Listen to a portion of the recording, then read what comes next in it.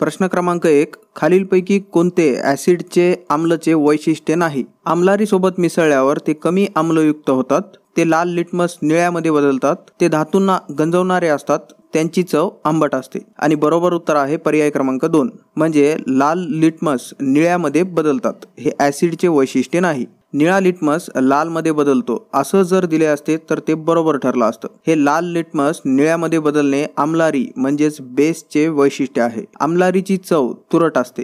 प्रश्न क्रमांक 2. खालीलपैकी कोणता महारत्न केंद्रीय सार्वजनिक सेवा उपक्रम आहे? भारत इलेक्ट्रॉनिक्स लिमिटेड, भारतीय विमानतळ प्राधिकरण, नॅशनल ॲल्युमिनियम कंपनी लिमिटेड की भारत हेवी इलेक्ट्रिकल्स लिमिटेड? आणि बरोबर उत्तर आहे 4, Bharat heavy electricals limited. Bharat सरकार केंद्रीय सार्वजनिक क्षेत्रातील उपक्रम, तुम्ही याला भारत सरकारच्या कंपन्या पण म्हणू शकता, आणि या कंपन्यांचे 3 श्रेणींमध्ये वर्गीकरण केलेले आहे. ते कोणते? तर महारत्न, नवरत्न आणि मिनिरत्न. 2023 पर्यंत भारतात 12 महारत्न कंपन्या आहेत. त्यांची यादी बघितली तर Bharat heavy electricals limited BHEL, Bharat petroleum corporation limited BPCL, coal India limited CIL, gas authority of India limited GAIL, Hindustan petroleum corporation limited HPCL, Indian oil corporation limited IOCL, national thermal power corporation NTPC, तेल आणि नैसर्गिक वायू महामंडळ ONGC, power grid corporation of India power grid, steel authority of India limited SAIL, ग्रामीण विद्युतीकरण निगम limited RECL आणि power finance corporation PFC.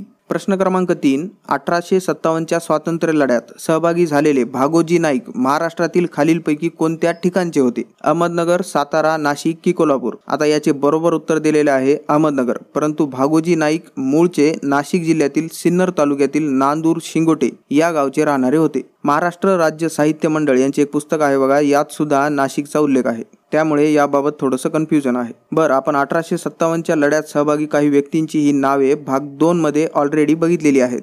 अधिक माहितीसाठी तुम्ही परत तो व्हिडिओ बघू शकता. प्रश्न क्रमांक 4. खालीलपैकी कोणत्या काळात महानुभाव पंथ आणि वारकरी चळवळ महाराष्ट्रात उदयास आली? यादव काळ, वाकाटक काळ, राष्ट्रकूट काळ की सातवाहन काळ? आणि बरोबर उत्तर आहे यादव काळ.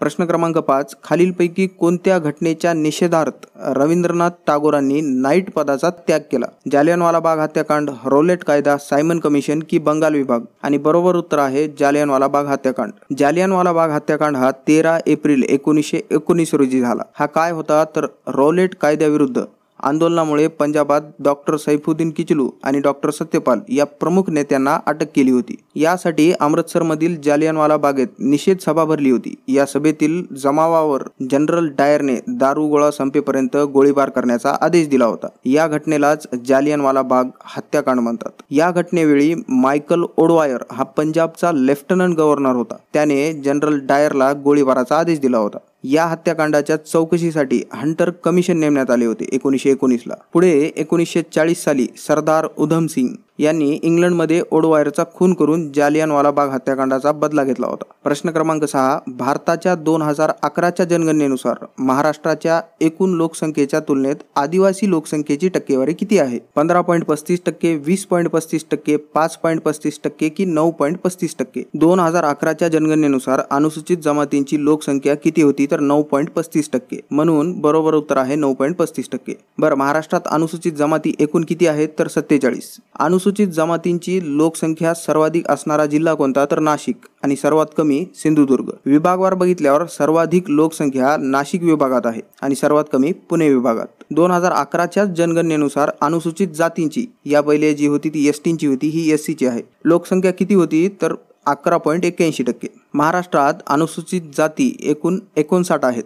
अनुसूचित जातींची लोकसंख्या सर्वाधिक असणारा जिल्हा कोणता तर पुणे आणि सर्वात कमी नंदुरबार. आणि विभागावर बघितले तर सर्वाधिक पुणे विभागात आणि सर्वात कमी नाशिक विभागात. प्रश्न क्रमांक 7. खालीलपैकी कोणत्या नदीचा उगम राक्षस तालातून होतो? बियास, सतलज, पिंडार की ब्रह्मपुत्रा? बरोबर उत्तर आहे सतलज. सतलजचा उगम तिबेटमधील राक्षस ताल सरोवरातून होतो. बियास नदीचा उगम बियास कुंड हिमालय हिमाचल येथे होतो. पिंडार नदीचा उगम पिंडार ग्लेशियर कुमाऊ हिमालय उत्तराखंड येथे येथे होतो. ब्रह्मपुत्रा हिमालय पर्वतरांगेतील तिबेटच्या बुरांग जिल्ह्यामध्ये सांगपो किंवा यारलांग सांगपो ह्या नावाने उगम पावते. प्रश्न क्रमांक 8. छत्रपती संभाजी महाराजांचे खालीलपैकी कोणते साहित्य आहे? शिवभारत, भावार्थ रामायण, भावार्थ दीपिका की बुधभूषणम? आणि बरोबर उत्तर आहे बुधभूषणम. प्रश्न क्रमांक 9. महाराष्ट्राचे विधिमंडळ एका वर्षात किमान कितीदा अधिवेशन आयोजित करते? 5, 4, 3 की 2? आणि बरोबर उत्तर आहे 3.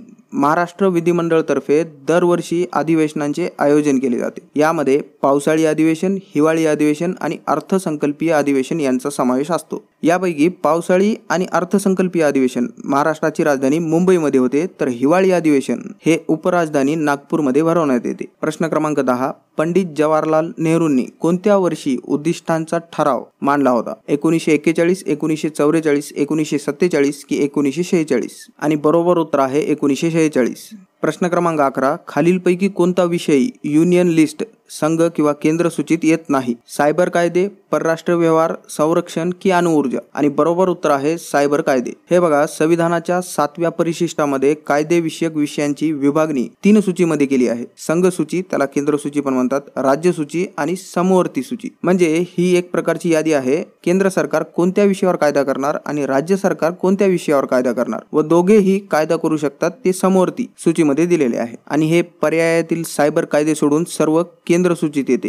आणि वरील 3ही सूचित विषय समाविष्ट नाही अशा विषयांवर संसद म्हणजेच केंद्र सरकार कायदा करते आणि हे सायबर कायदे याच शेषाधिकारामध्ये येते. प्रश्न क्रमांक 12. कोणत्या दिवशी भगतसिंग आणि B.K. दत्त यांनी मध्यवर्ती विधानसभेत बॉम्ब फेकले? 17 डिसेंबर 1928, 8 एप्रिल 1929, 17 डिसेंबर 1929 की 8 एप्रिल 1930? आणि बरोबर उत्तर आहे 8 एप्रिल 1929. 8 एप्रिल 1929 या दिवशी पब्लिक सेफ्टी बिल सरकारने मंजूर केले होते, ब्रिटिश सरकारने. याचाच निषेध करण्यासाठी भगतसिंग व बटुकेश्वर दत्त यांनी दिल्ली कायदेमंडळात बॉम्बस्फोट घडून आणला होता. आणि पुढे 23 मार्च 1931 भगतसिंग, राजगुरू, सुखदेव यांना लाहोर येथे फाशी देण्यात आली. प्रश्न क्रमांक 13. खालीलपैकी कोणते नृत्य इतर भारतीय शास्त्रीय नृत्यांची जननी म्हणून ओळखले जाते? कथक, भरतनाट्यम, कथकली की मणिपुरी? आणि बरोबर उत्तर आहे भरतनाट्यम. भरतनाट्यम हे तमिळनाडू राज्याचे नृत्य आहे. प्रश्न क्रमांक 14. महाराष्ट्र 2019-20 या आर्थिक वर्षात प्रमुख पेट्रोलियम उत्पादनांच्या वापराच्या क्रमवारीत डॅश डॅश क्रमांकावर आहे? पहिला, तिसरा, चौथा की दुसरा?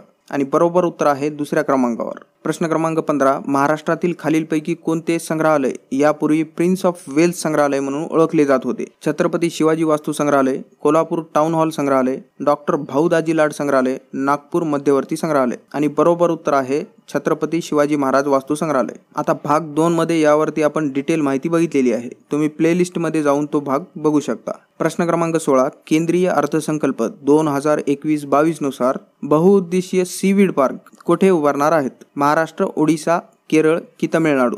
आणि बरोबर उत्तर आहे तमिळनाडू. प्रश्न क्रमांक 17. भारताच्या 2011च्या जनगणनेनुसार महाराष्ट्रातील साक्षरता दर कोणत्या जिल्ह्यात सर्वात कमी आहे? औरंगाबाद, अमरावती, गडचिरोली की नंदुरबार? आणि बरोबर उत्तर आहे नंदुरबार. महाराष्ट्रातील सर्वाधिक साक्षरता असलेले प्रथम 5 जिल्हे कोणते? तर मुंबई उपनगर, मुंबई शहर, नागपूर, अकोला आणि अमरावती. आणि सर्वात कमी साक्षरता असलेले जिल्हे: 1 नंबर नंदुरबार, 2 जालना, धुळे, परभणी आणि गडचिरोली. प्रश्न क्रमांक 18. महाराष्ट्रातील खालीलपैकी कोणत्या जिल्ह्यात जिल्हा परिषदा नाहीत? उस्मानाबाद, नागपूर, मुंबई उपनगर की अहमदनगर? आणि बरोबर उत्तर आहे मुंबई उपनगर. महाराष्ट्र जिल्हा परिषद व पंचायत समिती अधिनियम 1961च्या 6व्या कलमात असे म्हटले आहे की प्रत्येक जिल्ह्याकरिता अध्यक्ष व परिषद सदस्य यांची मिळून एक जिल्हा परिषद स्थापन करण्यात येईल. परंतु महाराष्ट्रातील एकूण 36 जिल्ह्यांपैकी मुंबई शहर व मुंबई उपनगर हे 2 जिल्हे पूर्णपणे नागरी लोकवस्तीचे असल्याने त्यांच्यासाठी जिल्हा परिषदांची स्थापना केलेली नाही. प्रश्न क्रमांक 19. खालीलपैकी कोणत्या सातवाहन राजाने शकांचा पराभव केला होता? शिवस्कंद, सिमुक, यज्ञश्री की गौतमीपुत्र सातकर्णी? आणि बरोबर उत्तर आहे गौतमीपुत्र सातकर्णी. गौतमीपुत्र सातकर्णी उर्फ शालिवाहन हा सातवाहन घराण्यातील 23वा राजा मानला जातो. याने शक व यवनांचा पराभव केला होता. प्रश्न क्रमांक 20. महाराष्ट्र हा 36 जिल्ह्यांनी बनलेला आहे, ज्यांचे गट पाडून किती विभागात विभागणी केलेली आहे? 6, 8, 3 की 4? आणि बरोबर उत्तर आहे 6. महाराष्ट्रात एकूण 6 प्रशासकीय विभाग आहेत. ते म्हणजे कोकण विभाग, पुणे विभाग, नाशिक विभाग, औरंगाबाद विभाग, अमरावती विभाग व नागपूर विभाग. क्षेत्रफळानुसार सर्वात मोठा प्रशासकीय विभाग कोणता? तर औरंगाबाद. आणि सर्वात छोटा कोकण विभाग. कोणत्या विभागात सर्वात जास्त जिल्हे आहेत? तर औरंगाबाद. सर्वाधिक तालुके सुद्धा औरंगाबाद विभागातच आहेत आणि सर्वात कमी कोकण विभागात. प्रश्न क्रमांक 21. खालीलपैकी खनिज व संबंधित महाराष्ट्रातील जिल्हा यांची कोणती जोडी बरोबर आहे? कोळसा नागपूर, लोहखनिज सिंधुदुर्ग. आणि पर्याय आहेत फक्त एक, फक्त दोन, एक किंवा दोन, दोन्ही नाही, एक आणि दोन दोन्ही. आणि बरोबर उत्तर आहे 4. दोन्ही जोड्या बरोबर आहेत. प्रश्न क्रमांक 22. चक्रधर महोत्सव खालीलपैकी कोणत्या राज्यात आयोजित केला जातो? छत्तीसगड, गुजरात, मध्य प्रदेश की पश्चिम बंगाल. आणि बरोबर उत्तर आहे छत्तीसगड. छत्तीसगडच्या रायगड जिल्ह्यात चक्रधर समारोह हा 10 दिवसांचा उत्सव दरवर्षी साजरा केला जातो. याची सुरुवात 1985 ला झाली. प्रश्न क्रमांक 23. महाराष्ट्राच्या विधानसभेचा कार्यकाळ किती वर्ष आहे? 3, 5, 6 की 2. आणि बरोबर उत्तर आहे 5 वर्षे. महाराष्ट्राच्या विधान परिषदेचा कार्यकाळ किती असतो? तर 6 वर्ष. आणि दर 2 वर्षांनी 1/3 सभासद निवृत्त होतात. लोकसभेचा कार्यकाळ 5 वर्ष असतो. राज्यसभेचा कार्यकाळ 6 वर्ष. आणि हे विधान परिषदेसारखेच दर 2 वर्षांनी यातील 1/3 सभासद निवृत्त होतात. प्रश्न क्रमांक 24. खालीलपैकी कोणते पुस्तक बाळ गंगाधर टिळक यांनी मंडालेच्या तुरुंगात लिहिले होते? गीतारहस्य, गीतांजली, गुलामगिरी की आर्किटिक होम इन वेदास. आणि बरोबर उत्तर आहे गीतारहस्य. गीतांजली हे पुस्तक रवींद्रनाथ टागोर यांचे आहे. गुलामगिरी पुस्तक महात्मा फुले यांचे आहे. आणि आर्क्टिक होम इन वेदास हे पुस्तक बाळ गंगाधर टिळकांचेच आहे. प्रश्न क्रमांक 25. खालीलपैकी कोणत्या मराठी संताने अभंग लिहिला? संत नामदेव, संत ज्ञानेश्वर, संत तुकाराम आणि संत एकनाथ. आणि बरोबर उत्तर आहे